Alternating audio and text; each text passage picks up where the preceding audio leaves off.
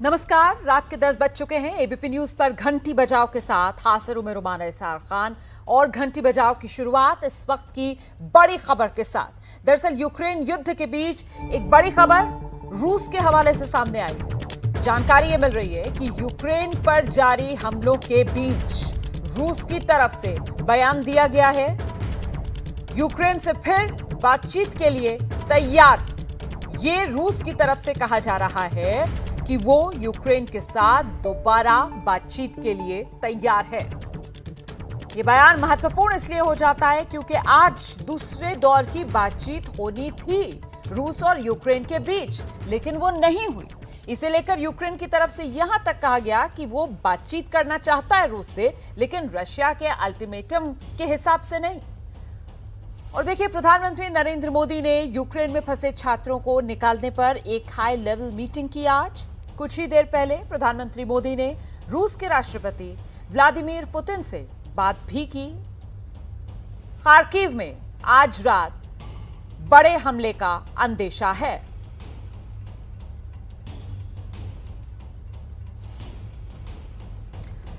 तो घंटी बजाओ ये वो शो है जिसपे दरअसल हम उन मुद्दों पर बात करते हैं जो सीधे आम लोगों से जुड़े होते हैं। और इन दिनों यूक्रेन में चल रही जंग दुनिया के लिए जाहिर सी बात है सबसे बड़ा मुद्दा है।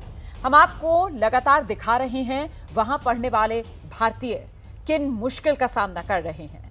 लेकिन आज बात होगी कि आखिर वो वजह क्या है कि भारत से हर साल हजारों की संख्या में छात्र एमबीबीएस की पढ़ाई के लिए यूक्रेन जाते हैं। क्या ये सिर्फ विदेश में पढ़ने का शौक है जो उन्हें अपने देश से दूर खींच ले जाता है, या फिर डॉक्टर बनने का सपना देखने वाले मिडिल क्लास के छात्रों की ये एक मजबूरी है? आपके लिए ये जानना जरूरी है कि WHO के मुताबिक 1000 मरीजों पर एक डॉक्टर होना चाहिए, लेकिन भारत में लगभग 1350 मरीजों पर एक डॉक्टर है। यानी भारत में डॉक्टर्स की कमी है। बावजूद इसके छात्रों को भारत के मेडिकल कॉलेज में दाखिला क्यों नहीं मिल पाता? आखिर क्यों उन्हें अपने घर से दूर रूस, यूक्रेन जैसे देशों में जाना पड़ता है पढ़ाई के लिए? इन्हीं सवालों का जवाब देगी हमारी आज की ये रिपोर्ट।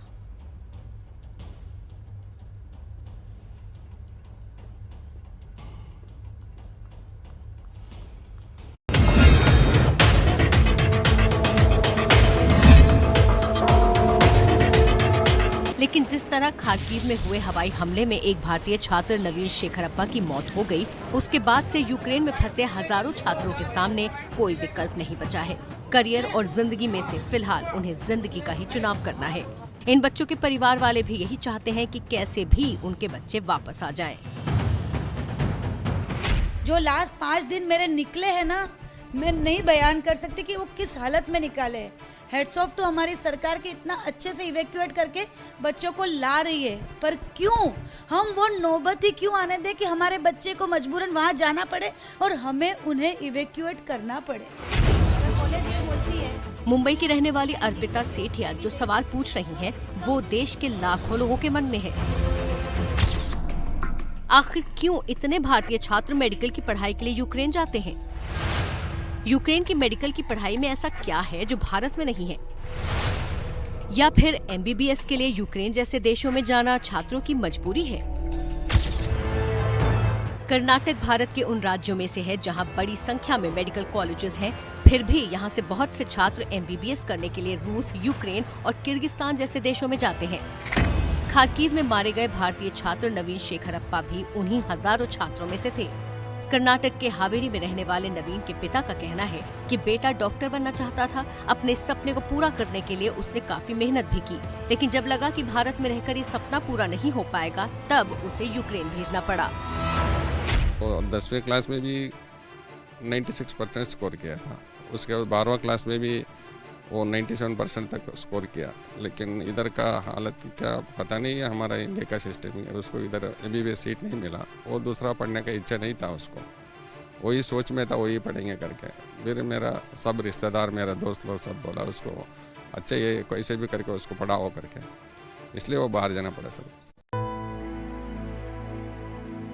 यूक्रेन में मारे गए नवीन के पिता ने जो सवाल उठाया है वो गंभीर है। क्या भारत के मेडिकल एजुकेशन सिस्टम में कुछ कमी है? आखिर क्यों प्रतिभाशाली छात्र भी यहाँ MBBS की पढ़ाई नहीं कर पाते? कर्नाटक के करीब 15 कॉलेजेस में नीट की तैयारी करवाने वाले प्रोफेसर राजेश जैन का कहना है कि भारत में मेडिकल कॉलेजों में दाखिले की प्रक्रिया काफी जटिल होने के कारण बहुत से छात्रों को एडमिशन नहीं मिल पाता। बहुत सारे स्टूडेंट्स बोले 720 मार्क्स है। 720 मार्क्स में अप्रॉक्सीमेटली दिस ईयर वो मिनिमम 560 से 580 स्कोरिंग मिनिमम बनाना पड़ता है। उससे पीछे निकले जाए तो बहुत एडमिशन नहीं मिलता है और पेमेंट सीट में जाना पड़ता है। एलिजिबिलिटी क्राइटेरिया देखा तो बहुत सारे स्टूडेंट्स को एलिजिबिलिटी मिलता है, लेकिन उनको फ्री सीट नहीं मिलता है। सिर्फ 29 to 30,000 फ्री मेडिकल सीट बनता है। मेडिकल की सीट्स कम है, बच्चे ज़्यादा है जो मेडिकल लेना चाहते हैं, डॉक्टर बनना चाहते हैं। जब 50-50, 60-60 लाख रुपया ब्लैक की मनी डोनेशन मांगते हैं, फीस होती है 1.5 करोड़ की, हर माँ बाप वो एफोर्ड नहीं कर सकता है।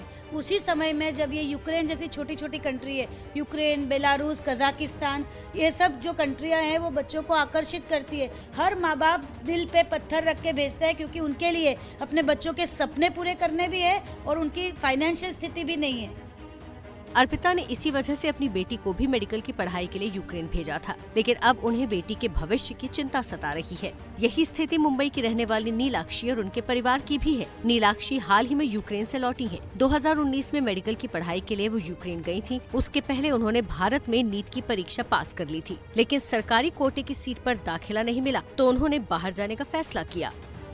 मेरा चॉइस भी था, मजबूरी भी थी, दोनों थी। मुझे यहाँ पे गवर्नमेंट सीट नहीं मिला फिलहाल में, मेरे मार्क्स गवर्नमेंट के लायक नहीं थे। और प्राइवेट कॉलेज अफोर्ड करना, जितने में मैं प्राइवेट में पढ़ूंगी मैं उतने में फॉरेन से भी ग्रेजुएट कर लूँगी, अफोर्डेबल था वो।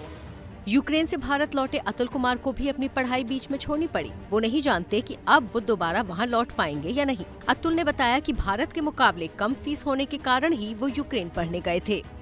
फर्स्ट ऑफ ऑल सबसे ज़्यादा तो यहाँ कंपटीशन बहुत ज़्यादा है और अप्रॉक्सीमेटली 20 लाख बच्चे यहाँ नीट की प्रिपरेशन करते हैं, जिसमें कि 20,000 ओनली सेलेक्टेड, और अदरवाइज फी वगैरह स्ट्रक्चर जो है वो 1 करोड़ से ऊपर होता है। और दूसरा यहाँ पर जो है वहाँ पर हमें एक्सपोजर जो है वो US स्टैंडर्ड का US टाइप की स्टडी होती है, वहाँ पे US सिलेबस से मैच करके पढ़ाना चाहते हैं वो। इन छात्रों और उनके अभिभावकों की माने तो मेडिकल की पढ़ाई के लिए यूक्रेन जैसे देशों में जाने की 2 बड़ी वजहें सामने आती हैं। पहली, इन देशों में मेडिकल की पढ़ाई का खर्च बहुत कम है और दूसरी, भारत में MBBS की सीटें कम हैं। सीटों की बात करें तो भारत में फिलहाल कुल 596 मेडिकल कॉलेजेस हैं। 2020-21 में इन मेडिकल कॉलेजों में MBBS की कुल 88,120 सीटें ही थी, जबकि नीट पास करने वाले छात्रों की संख्या 8,70,000 थी। यानी जितने छात्रों ने पास किया उसमें से सिर्फ 10% को ही MBBS में एडमिशन मिल पाया। मुंबई से सटे ठाणे में रहने वाले यश भी उन्हीं 90% छात्रों में हैं, जिन्हें नीट क्वालिफाई करने के बाद भी सीटें कम होने के कारण MBBS में सरकारी कॉलेज में दाखिला नहीं मिल पाया। परिवार का कहना है कि प्राइवेट कॉलेज में डोनेशन देना उनके लिए मुमकिन नहीं था।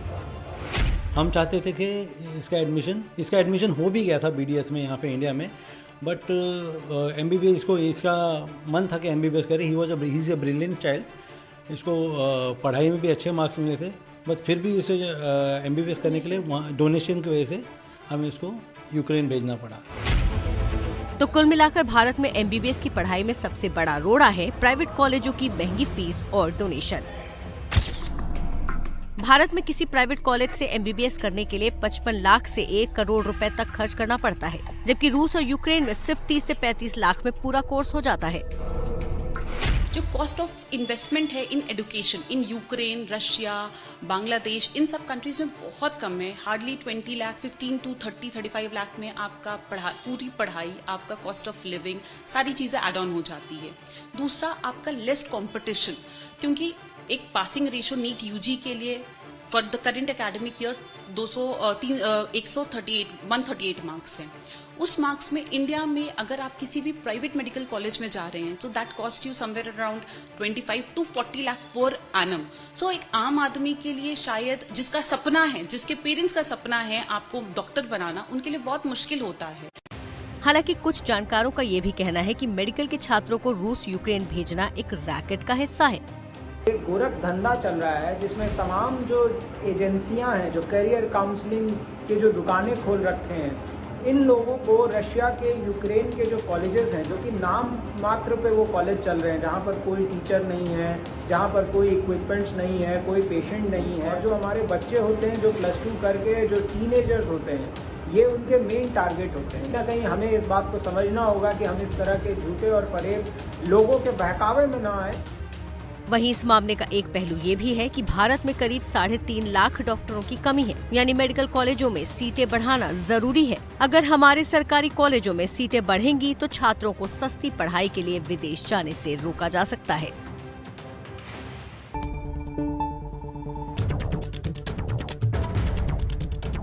संयुक्त राष्ट्र महासभा में रूस को लेकर वोटिंग हो गई है।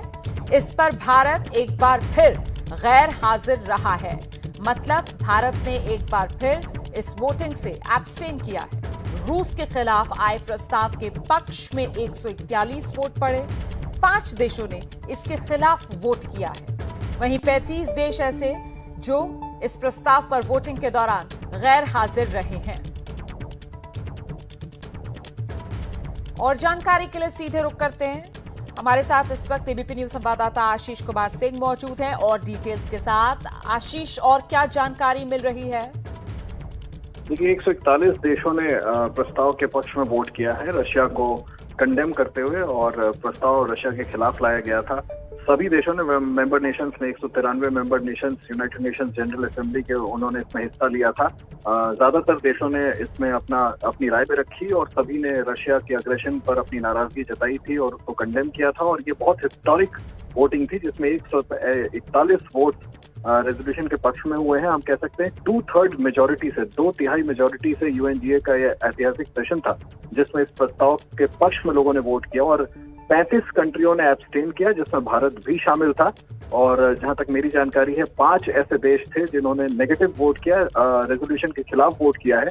तो हम कुल मिला के कह सकते हैं कि इस यूएनजीए के सत्र में, जो कि 11वीं बार इस तरह का इमरजेंसी सेशन हो रहा था यूनाइटेड नेशंस जनरल असेंबली के इतिहास में, इसमें रूस के खिलाफ 2/3 मेजोरिटी से पूरी दुनिया ने रूस ने यूक्रेन पर अग्रेशन किया है, मिलिट्री अग्रेशन, उसको कंडेम किया है। और ये प्रस्ताव, तो आशीष, ये जो प्रस्ताव रूस के खिलाफ पास हुआ है, इसका असर किस रूप में रूस को झेलना पड़ेगा? देखिए, पहले ही रूस पर यूरोपियन यूनियन हो या यूनाइटेड नेशंस हो, ये जितने भी मेंबर नेशंस थे, अमेरिका या यूरोप के, इन सबों ने बहुत सिवियर सैंक्शंस लगाए थे। और ये हाईएस्ट फोरम पे यूनाइटेड नेशंस को एक तरह से व्लादिमीर पुतिन ने चैलेंज किया था इस तरह का अग्रेशन करके। तो यूएन को एक बड़ा कड़ा संदेश देना था। और अब इसके बाद ये कम से कम तय हो जाता है कि ये 2/3 देश, कम से कम ये 141 देश ऐसे होंगे जो मिलकर साझा रणनीति के साथ रशिया पर बड़े इकोनॉमिक, आर्थिक, मिलिट्री और तमाम तरीकों के सैंक्शंस लगाएंगे, जिसके बाद रूस को ये बाध्य करने की कोशिश की जाएगी कि वो इस तरह के अपने अग्रेशन को जल्द से जल्द रोके। और इसका खामियाजा रूस को आने वाले समय में आर्थिक तौर पर जरूर भुगतना पड़ेगा। और ये बहुत बड़ी बात है कि इतने हिस्टोरिक सेशन में, इतने बड़े सेशन में यूएनजीए ने इस तरह से 2/3 बहुमत से रूस के खिलाफ प्रस्ताव को पारित कर दिया है। और इस मौके पर भी आशीष, भारत एक बार फिर तटस्थ नजर आया, इसके मायने? देखिए, भारत के पारंपरिक रिश्ते हैं रूस के साथ, काफी पुरानी दोस्ती है और ये माना जाता है कि ऑल वेदर फ्रेंडशिप रही है। लेकिन मैं आपको बता दूं कि इस सेशन में भी यूनाइटेड नेशन सिक्योरिटी काउंसिल की ही तरह भारत का पक्ष रखते हुए भारत के परमानेंट रिप्रेजेंटेटिव ने जो अग्रेशन किया है रूस ने, उसको कंडेम किया है, उसको रिग्रेट किया है कि जब पीस प्रोसेस की बात लगातार ये अपील भारत सरकार की तरफ से की जा रही थी। खुद प्रधानमंत्री नरेंद्र मोदी ने व्लादिमीर पुतिन से पहले भी बात की थी और आज भी बात की थी, और दोनों ही बार प्रधानमंत्री ने ये उनसे निवेदन किया था कि इमीडिएटली इस तरह के अग्रेशन को रोक दिया जाए। इसलिए भारत ने जरूर रिग्रेट किया, भारत ने इस पर खेद व्यक्त किया है। लेकिन पारंपरिक रिश्ते हैं, उसको देखते हुए, क्योंकि दूसरे पावर्स ने, वेस्टर्न पावर्स ने किसी तरह का मिलिट्री इंटरफेरेंस नहीं किया, ना ही रिटेलिएट किया यूक्रेन के समर्थन में आकर के, सैंक्शन जरूर लगाए हैं, यूक्रेन का समर्थन जरूर कर रहे हैं, लेकिन वॉर की स्थिति नहीं हुई। इसलिए भारत ने कंसिडर्ड पोजीशन लिया है कि उन्होंने रशिया के पोजीशन को कंडेम किया है, रशिया के अग्रेशन को कंडेम किया है, लेकिन रशिया के खिलाफ यूएनजीए की वोट में उनके खिलाफ जाकर के वोट नहीं किया है। आशीष कुमार सिंह, पहले यूएनएससी और अब यूएनजीए में ये प्रस्ताव जो यूनाइटेड नेशंस में लाए गए, कुल मिलाकर क्या माना जाए, अब यहाँ पर यूनाइटेड नेशंस के भी हाथ बन जाते हैं या इसके बाद भी आगे कोई और विकल्प है रूस की घेराबंदी करने का यूएन के पास? देखिए, यूनाइटेड नेशंस के पास निश्चित तौर पर एक साझा रणनीति बना करके दबाव बनाने का जरूर ऑप्शन था, जिसको कि हाईएस्ट लेवल पे मुझे लगता है एक्सरसाइज किया गया है। ये बात सही है कि यूएन के पास हमेशा इस बात का एक आखिरी विकल्प रहता है कि क्या वो साझा रणनीति बना के मिलिट्री कोई ऑपरेशन करे या ना करे। लेकिन आप देखें जिस तरह से अमेरिका, जो कि विश्व का सबसे बड़ा सुपर पावर माना जाता है, और तमाम यूरोप के देश जो कि ठीक बगल में है और किसी तरह की मिलिट्री कार्रवाई से अभी तक परहेज किया है। नेटो ने खुद कहा है कि वो डिफेंसिव उसका अप्रोच है और अपने नेशन को बचाने के लिए अगर कोई मिलिट्री एग्रेशन होता है तो वो डिफेंड करने की कोशिश करेगी। ऐसी सूरत में यूएन को भी ये देखना जरूरी था कि अगर तमाम देश, यूरोप हो चाहे वेस्ट या अमेरिका हो, और अगर उन्होंने स्पष्ट कह दिया कि वो यूक्रेन जाकर के यूक्रेन का युद्ध रशिया के खिलाफ नहीं लड़ेंगे, ऐसे में बेस्ट नेक्स्ट पॉसिबल स्टेप क्या हो सकता था, और वो था आर्थिक मोर्चे पर घेराबंदी, डिप्लोमेटिक मोर्चे पर घेराबंदी। और मुझे लगता है कि उसका सबसे बड़ा फोरम चूज किया गया, और यूनाइटेड नेशंस में जिस तरह से 2/3 बहुमत से रशिया के खिलाफ ये प्रस्ताव पारित हुआ है, 141 देशों ने, माफ कीजिएगा, इसका समर्थन किया है, तो निश्चित तौर पर आने वाले समय में रूस पर, व्लादिमीर पुतिन पर इस बात का दबाव बढ़ेगा कम से कम आने वाले दिनों में कि वो जल्द से जल्द निगोशिएट करें यूक्रेन से, और संभव हो सके तो अपने इस अग्रेशन को रोकें। बहुत बहुत शुक्रिया आशीष कुमार सिंह इस तमाम जानकारी के लिए। तो संयुक्त राष्ट्र महासभा में 2/3 बहुमत के साथ रूस के खिलाफ प्रस्ताव पास हुआ है। भारत ने एक बार फिर एब्सटेन किया है इस वोटिंग से। और अब एक और बड़ी खबर आपको बता देते हैं, यूक्रेन रूस के बीच दूसरे दौर की बातचीत हो सकती है। बेलारूस की तरफ से तस्वीरें जारी करते हुए दावा यह किया गया है कि यूक्रेन रूस के बीच दूसरे दौर की बातचीत के लिए हंटर हाउस तैयार है। रूस के अधिकारी का दावा कि यूक्रेन कल दूसरी बैठक कर सकता है। वैसे तो दूसरे दौर की बातचीत दोनों देशों के बीच आज होनी थी, लेकिन ये मुमकिन नहीं हो पाई, और अब ये संकेत मिल रहे हैं कि कल दोनों देश एक बार फिर बातचीत की मेज पर आमने सामने आ सकते हैं।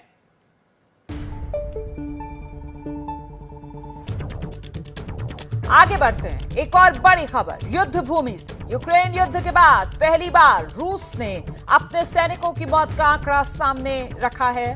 रूस की तरफ से कहा गया है यूक्रेन युद्ध के बाद उसके 498 सैनिक मारे गए हैं। तो ये रूस की तरफ से दावा किया जा रहा है, यूक्रेन युद्ध में 498 सैनिक मारे गए यूक्रेन में रूस के। खुद रूसी सेना की तरफ से यह आंकड़ा जारी किया गया है।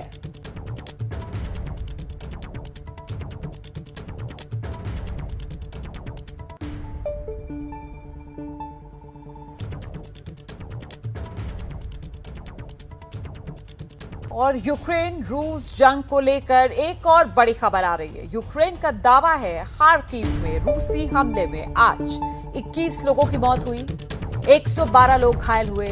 खार्किव में आज रूस की तरफ से ताबड़तोड़ हमले किए गए। खार्किव पर आज की रात बेहद भारी मानी जा रही है।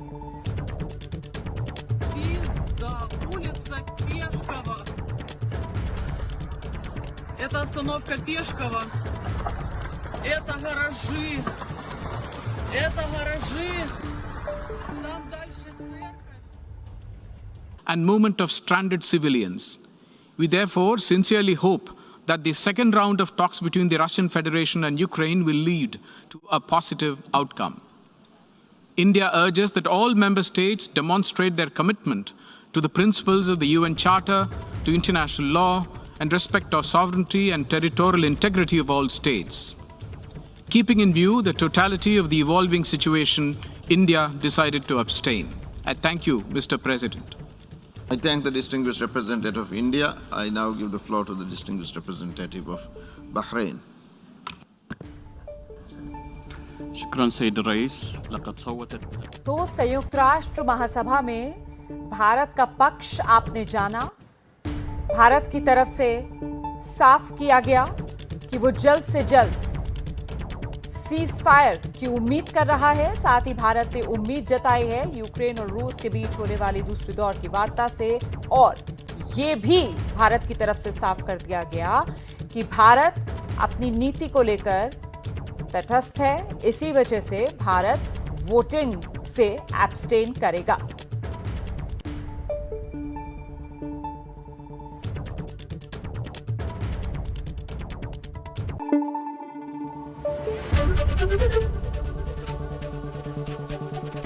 Thank you. एबीपी न्यूज आपको रखे आगे।